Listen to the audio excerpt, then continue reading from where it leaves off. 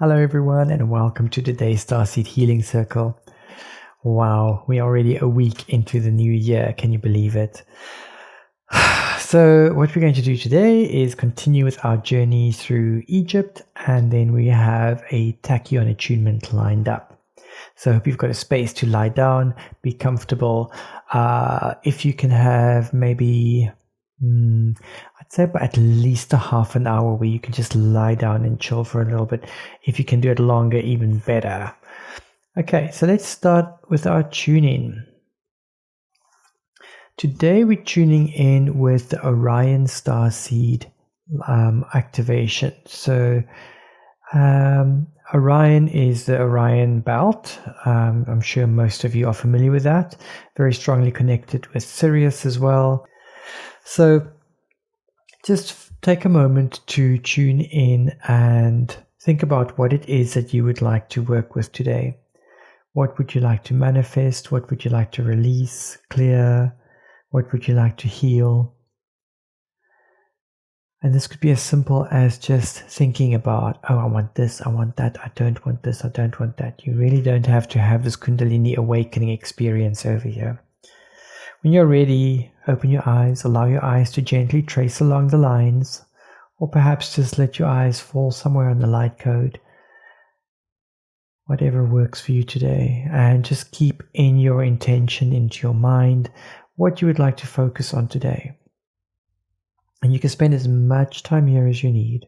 You can always pause the recording if you need more time.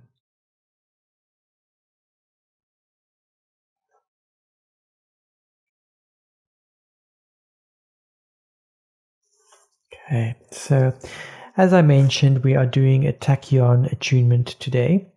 Using the Tachyon Tools, and I think we are pretty like pure just Tachyons and the remote healing chart today. So it's a pretty straightforward healing session. On your side, of course, what you are focusing on is going to change the way that you are going to receive the energy today, and also how your body is going to deal with the energies within this Tachyon chamber. Okay, so let's have a look at our setup. We're going to start off with our journey first. So we are today in the Edfu Temple. This is the Horus and Set Temple. So this temple is all about dualities. This temple, I must say, it for me was a very tough one. I guess I had expectations because I had some friends who've been here before, and they said this was one of their favorite temples. So I had very high expectations of this, and it didn't quite turn out the same way for me as it did for some others. So for me personally, this journey was actually quite painful. I'm going to switch over quickly here. We were on a Nile cruise, stopped along the river, and were sort of escorted off and taken to this group of horse and carriage or donkey and carriage. And we were 4 people in a carriage.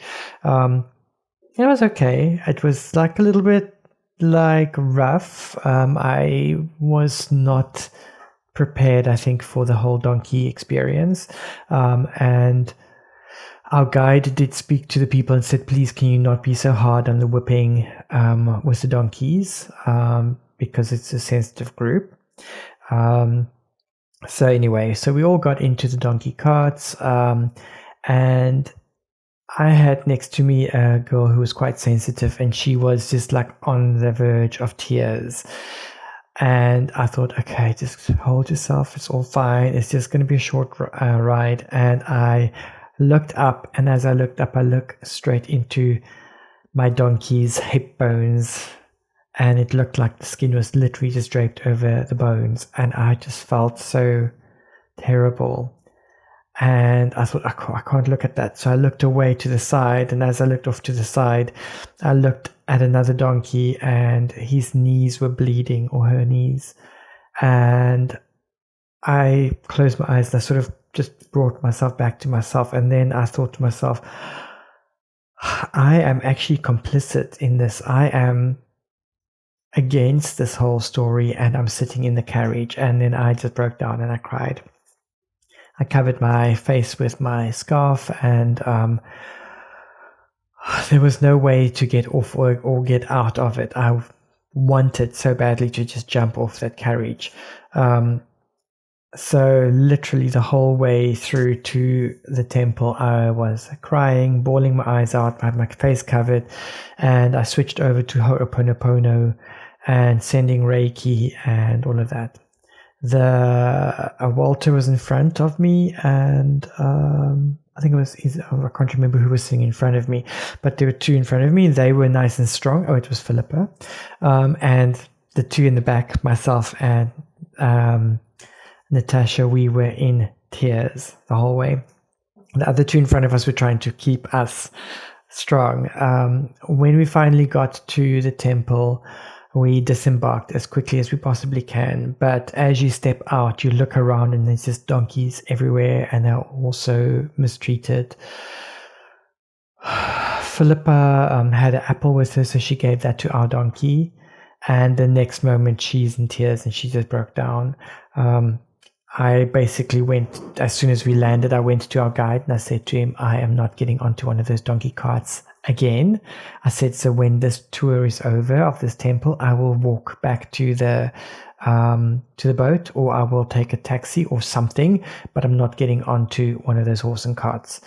The guide was a bit flustered, but then looked around and saw that half of our group were in tears, and he said, don't worry, he'll organize something. So in the background, unbeknownst to all of us, he organized us taxis afterwards to take us home, which later on we found, or we were told is actually illegal. But I'll get into that maybe a little bit later. So anyway, so that set us up for this whole temple. So by the time I arrived at the temple, I was very, very emotional. I was not in a good space. I felt completely beside myself. And then on top of it, as I got to the temple, I realized, wait a minute, this is a temple of dualities. And the journey to the temple actually started when we got onto the horse and cart already, or donkey carts. That duality was already pulling within all of us, even before we had reached the temple. So it was a very, very difficult temple for me. And it took a little while once we got there to just calm down and center myself. So not the biggest temple, but it's got quite a big temple grounds around it. And of course, the emotional drive there was just crazy. So before reaching this temple, as we walk in, we got to a small temple dedicated to Hathor. Hathor is the consort of Horus.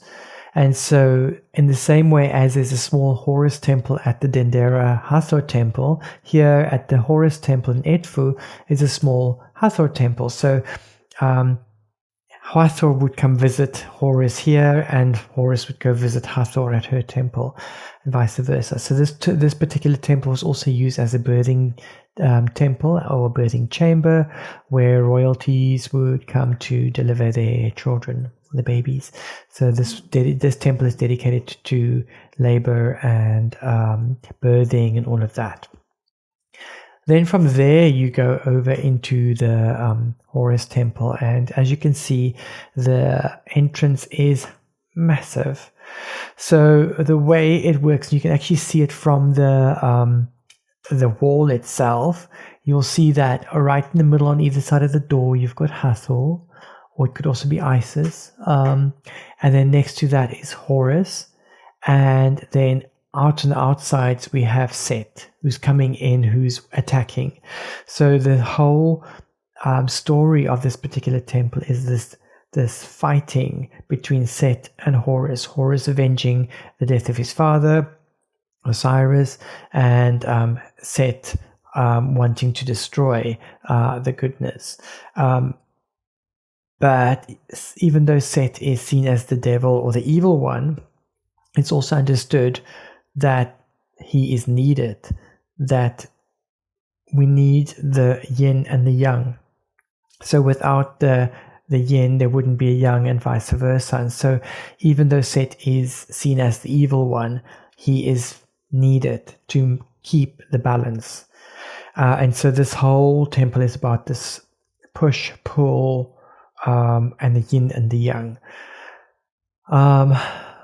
So this was our little entrance. This is just before we went in. This is one of the Horus statues. Walter and myself just having a quick pose. I think at this stage I'd sort of recovered and centered myself a little bit. So that was that one. Here, similar to the Hathor Temple, on the Hathor Temple there was a spiral staircase on the right hand side and this long straight staircase on the left hand side of the temple. We have exactly the same over here. So the spiral staircase on the right hand side is the ascending chamber or passage.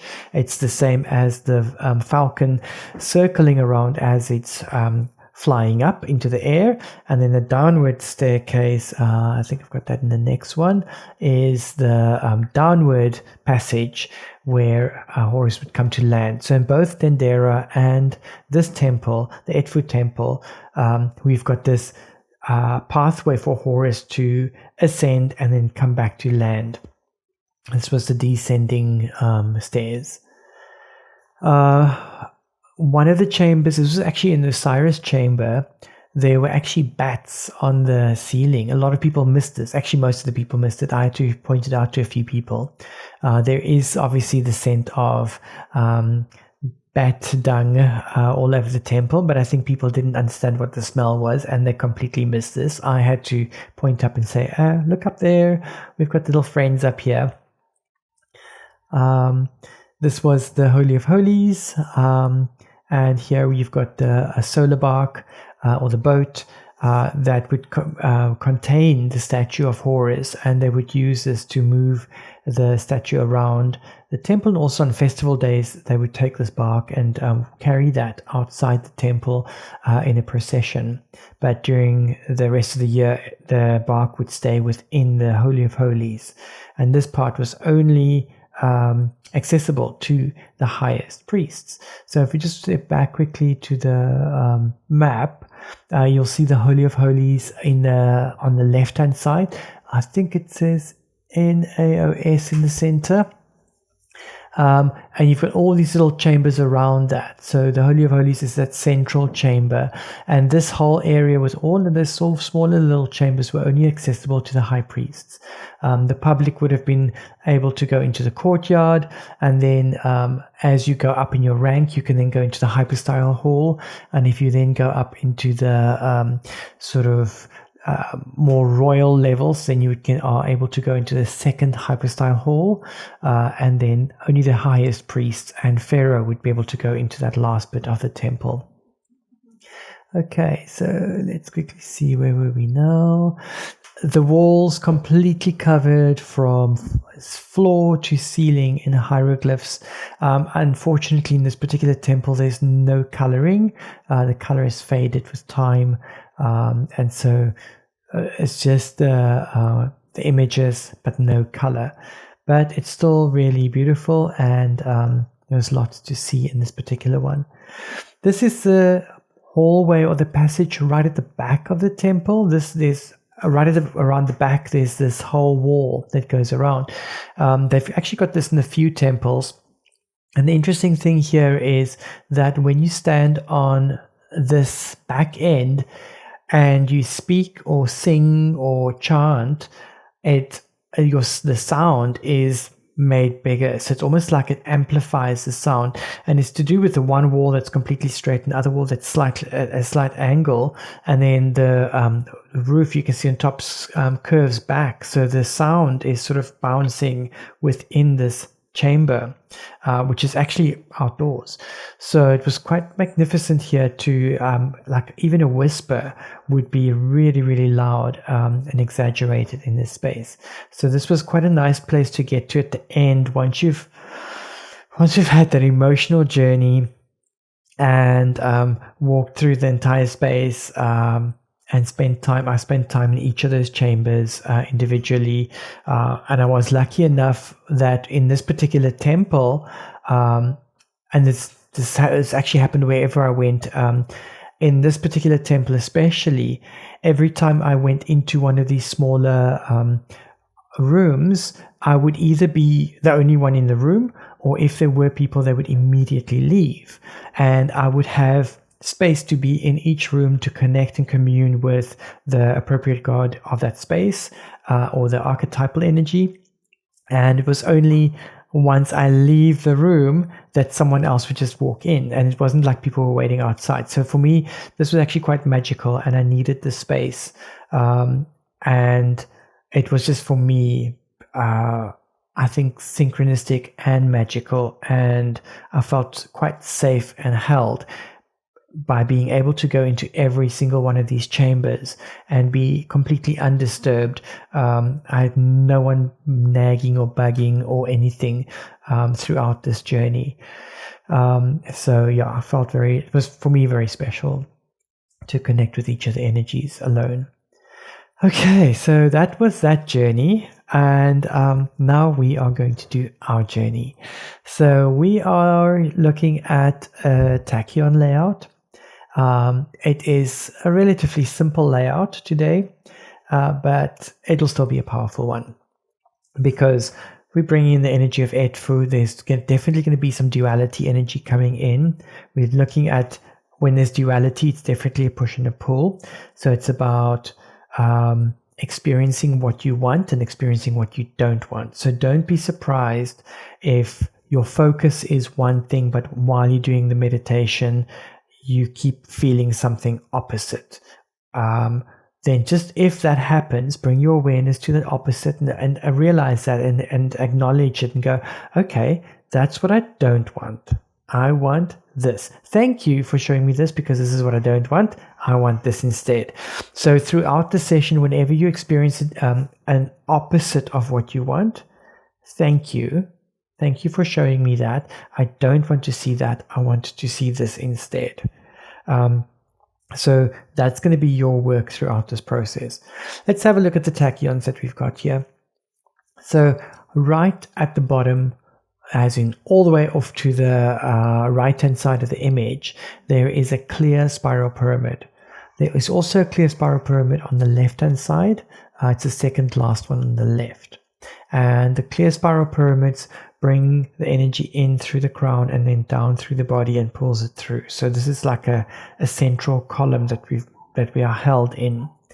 On the ankles and between the ankles, or on the feet and between the ankles, we have rainbow spiral pyramids. These are quite a natural, normal position to have here. This is to draw out electrosmog through the body. So EMF, electrosmog radiation, all the cell phone radiation, things from television, cell phone signals, radio signals, all of those things, we're pulling that out and clearing it through the system. We also have rainbow spiral pyramids on the hips and on the knees. So on the knees, that's about our approach to life and our flexibility to approach in life. And then the hips are usually about relationships and understanding within the relationships. So on the front of how we approach our future and how we leave the past, we need to clear some blockages. And the hips, which is about relationships and understanding of relationships, we need to clear some blockages there as well. On the base chakra, we have a red sphere. Color-wise, it's perfect. We need red over there.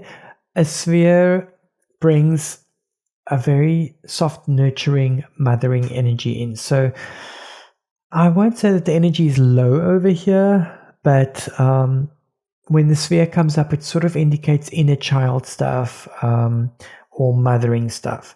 So the base chakra is about grounding, anchoring, rooting, safety, security, survival, home, and the physical body. On this level, you may feel currently perhaps unsafe, ungrounded, not nourished, not looked after, and so we're bringing in that nurturing energy into the space.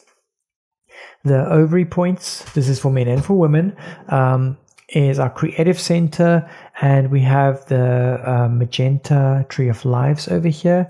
Color-wise, good. Tree of Life is also good. It's bringing structure in. It's bringing a creative energy in. The Tree of Life shape brings a very strong creative energy in. So it's almost like we want to re-spark our creative force within the space and bring some deep, nurturing healing in with the magenta quality. The Hara point, that's between the base and the sacral. This has got a gold spiral sun. Color and shape, not what we want here. We're wanting something like a red or a magenta. Generally, a sphere is a good shape to have here. Spiral sun could be good, but a spiral sun is more on the physical level. We could have a triangle, or a matrigon or a pyramid here. But here we have a spiral sun. So spiral sun in gold. I'm just looking at how it fits in with the rest of the layout. Gold is bringing joy in. It's bringing a uplifting quality or energy in. And it could be that on the Hara line, our Hara is our sort of anchoring line that connects between heaven and earth. Perhaps over the last while we've not been as happy as we needed to be. Perhaps we need to bring a bit of sunshine in, clarity, and some strong assertive energies. The sacral chakra has an orange spiral sun, so color-wise, shape-wise, perfect, not a problem here.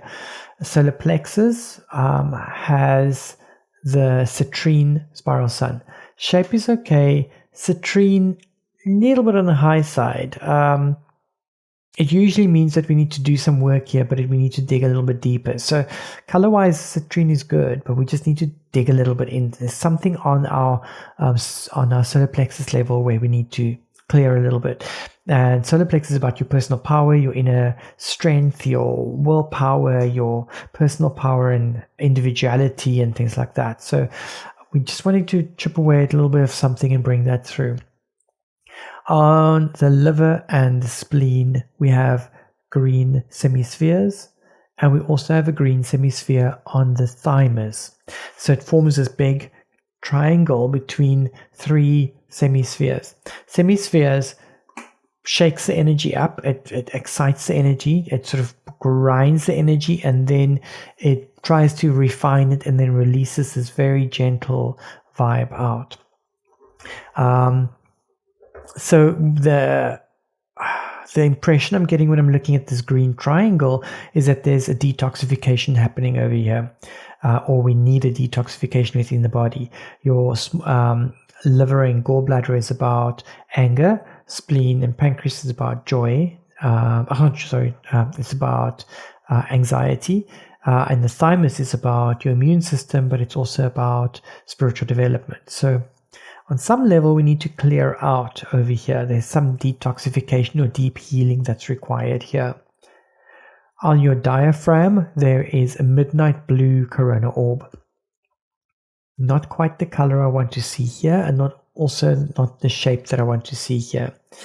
But if there is a corona orb, it usually indicates either spiritual development, so we need to raise the frequency, or it could be entities or attachments or curses or spells or anything like that. It usually indicates that there's some form of protection that's required.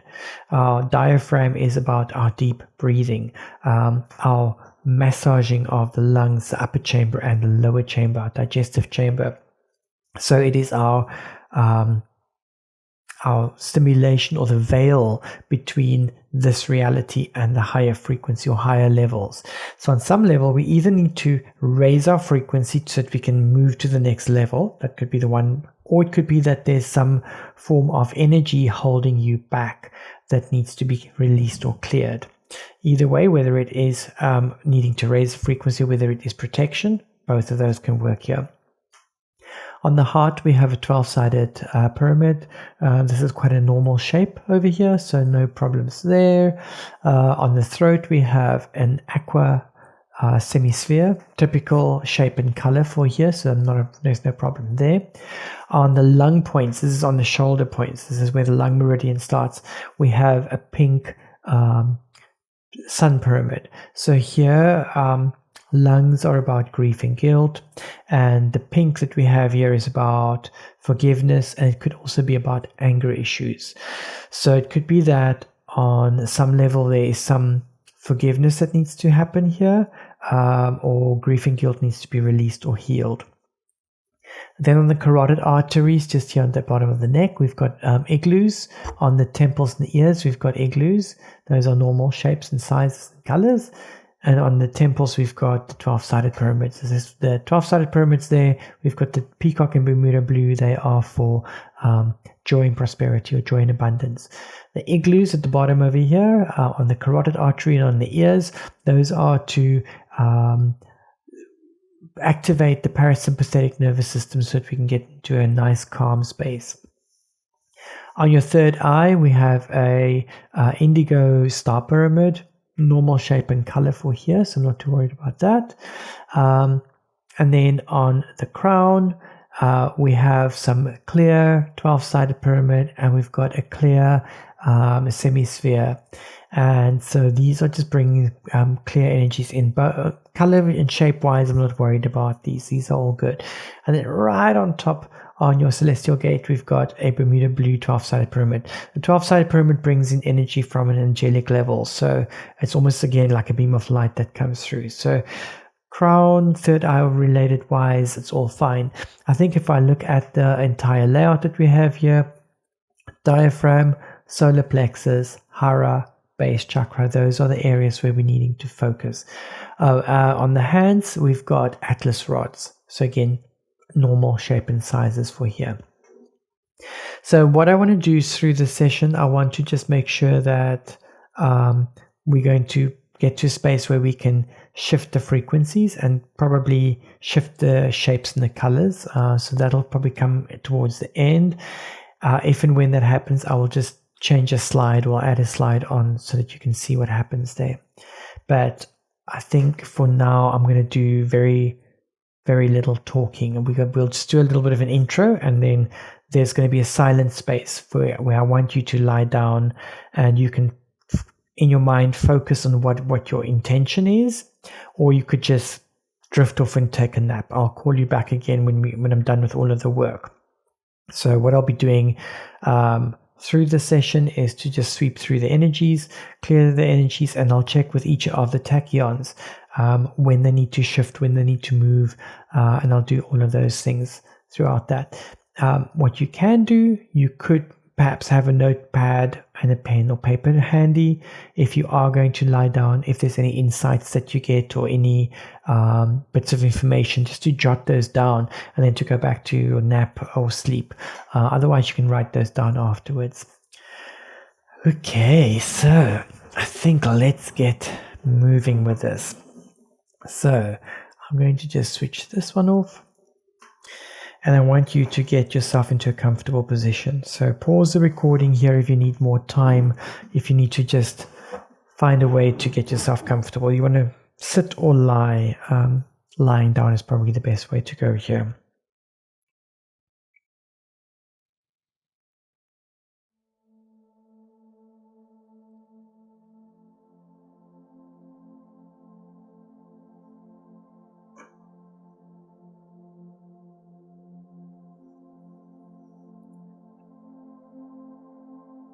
Find a comfortable position. Close your eyes and relax.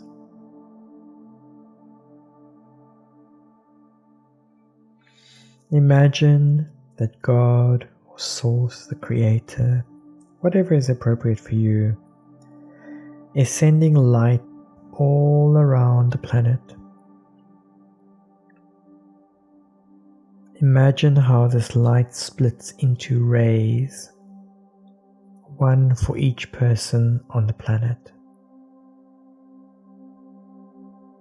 And imagine how this light thread connects above your head.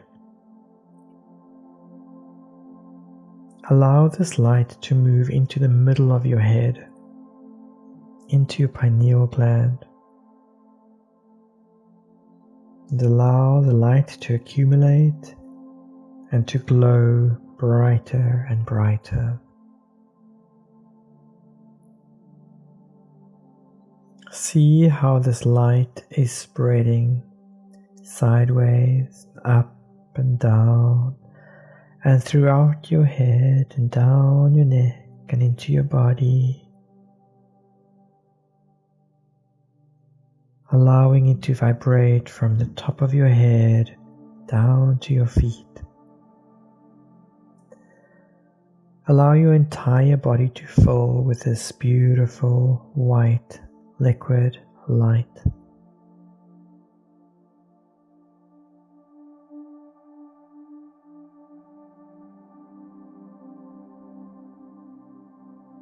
Just allow this liquid light to completely fill your body.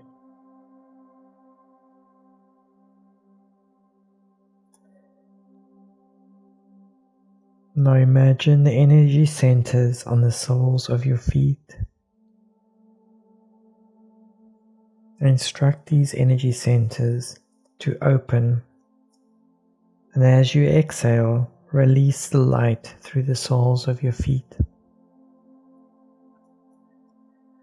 Imagine how this light leaves the body through the soles of the feet, and as you observe the light leaving the soles of your feet, you see how it bends, moving to the front and to the back and to the sides and all the way around the body, all the way up the front, back, sides, and then it re-enters again through the top of your head.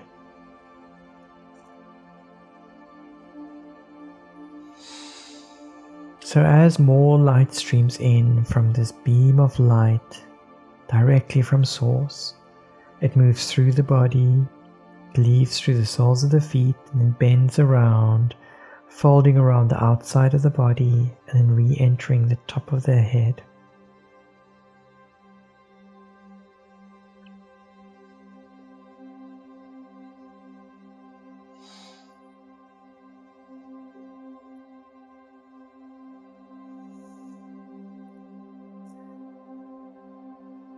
Now, I want you to imagine yourself standing in front of a mountain lake. Using the unlimited power of your mind, make this as real as possible. See the lake and the surrounding landscape. Hear the sounds. Smell the air. Feel the breeze on your skin. Using the power of your mind, make this water of this mountain lake as clear and as still as possible. So clear and so still that it forms a perfect reflection of the surrounding landscape.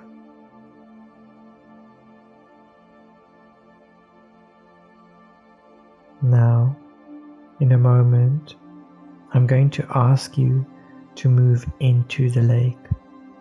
But before we do that, I want you to know that you are completely safe and completely protected. Now, imagine that you move into the water of this clear mountain lake. Feel how the water folds around your body.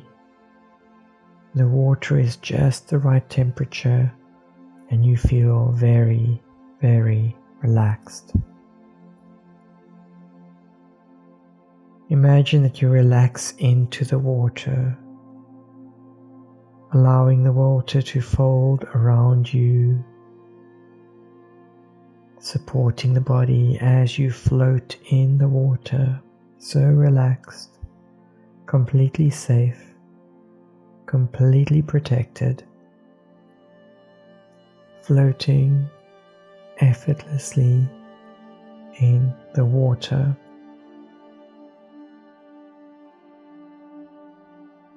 Now I'm going to leave you to float in the water, while I continue to do the work. Just allow yourself to completely relax and enjoy the experience.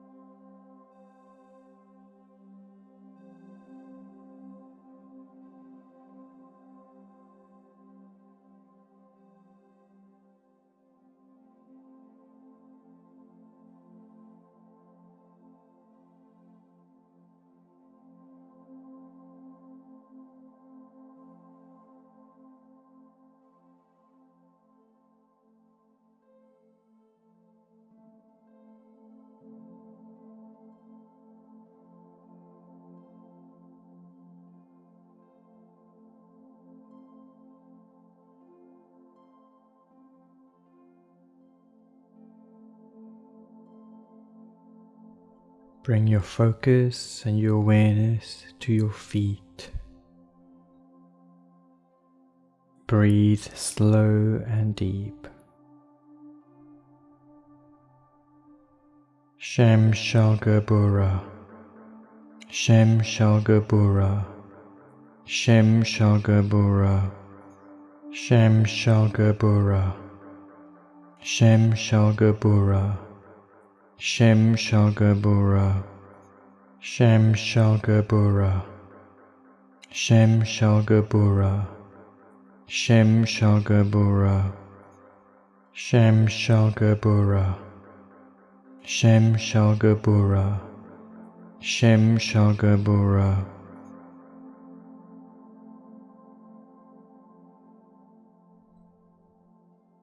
Bring your focus and your awareness to the temples and your ears. Breathe slow and deep. El Elyon, El Elyon, El Elyon, El Elyon, El Elyon, El Elyon, El Elyon, El Elyon, El Elyon, El Elyon, El Elyon, El Elyon.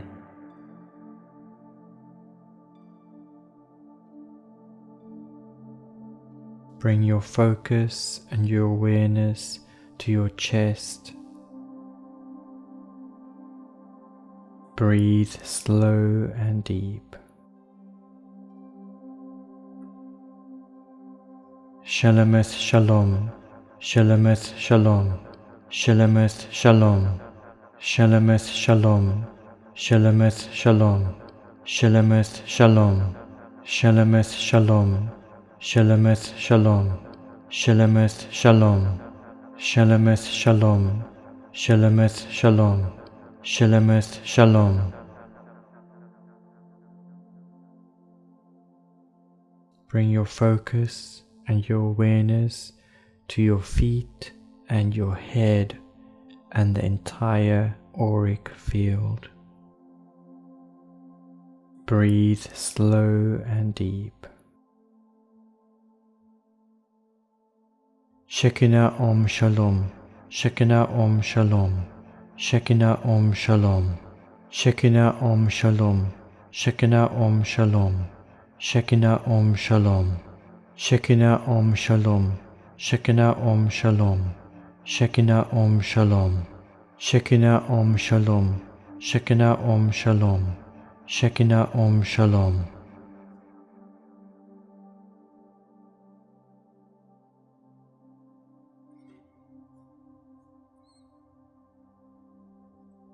Becoming aware of your body. Perhaps wiggle your fingers and your toes. Gently flutter open your eyelids, coming back into this time and into this space. And I wish you a wonderful day.